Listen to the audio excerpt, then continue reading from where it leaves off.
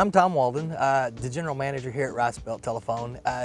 We try to be very community oriented here, so we also do a lot with the Lions Club and do some with a senior dinner in the fall. So that's we try to be very community focused and deal with customers. You know, anytime they come in, if they want to talk, if they have issues, we try to take care of the problems as quickly as possible.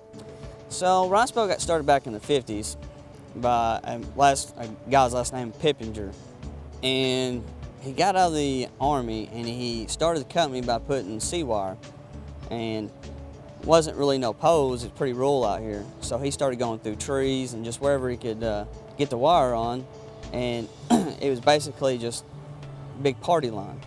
So that's how he got started. And then when he was already an older man then, and he sold it to Roy Wiles. And so he kept it up and really put the foundation here. And then in 2000, he decided to sell it to Bob Pearson. And then in 2010, he sold it to Smithfield.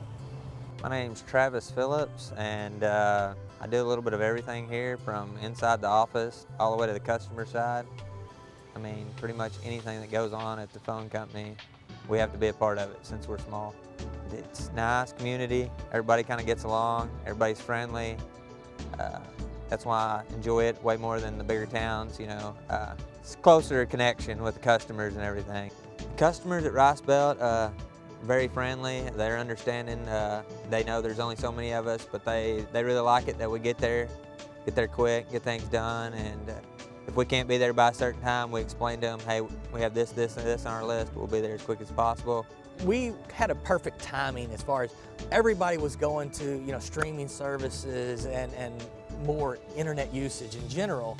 We put in the fiber, people were, you know, they didn't know they needed speed till they start seeing the speed, and then it's like, oh, this is why my streaming service was buffering, or I couldn't really get good service. Well, then we started having people move in and saying, hey, you know, I work from home, I need this service. And the fact that we had fiber available then, and then, you know, COVID hit right after that, we were perfectly, you know, situated to say, oh, well, we can provide, you know, internet for your school, internet for your work, internet for whatever you need. You know, everybody told us when we went to fiber, they said, you know, over time, you'll really appreciate the fact that you don't have issues with fiber that you have with copper. And I think maybe this last year was the first time we really saw the number of customer issues calling in. It really started to dwindle down. But fiber has you know, it's just been, man, it's been great for the company, it's been great for our customers. I say that it's better having service with Rice Belt compared to another provider, because not only are we local, we're more on top of things. We know right away if you can get service, kind of what speeds, because our area might be smaller, but we know it better than most companies do. We've always been really, you know, concerned about getting our customers fixed. You know, if we have to, we'll work overtime. We want things fixed as quick as possible around here. So It's fun. I get to work with not just coworkers. To me, they're more like family. And that's a big aspect. You don't get that with different, you know, companies, I would say. This right here is more to us than just a job. It's a career. It's a place that we want to retire from. I enjoy what I do. I love what I do. And like I said, I work with some of the best people you could ever work with. Now our next goal is to try to make sure we can service those customers that are out in those communities that are outside of town, you know, and the houses are farther apart. What can we do to provide them that service?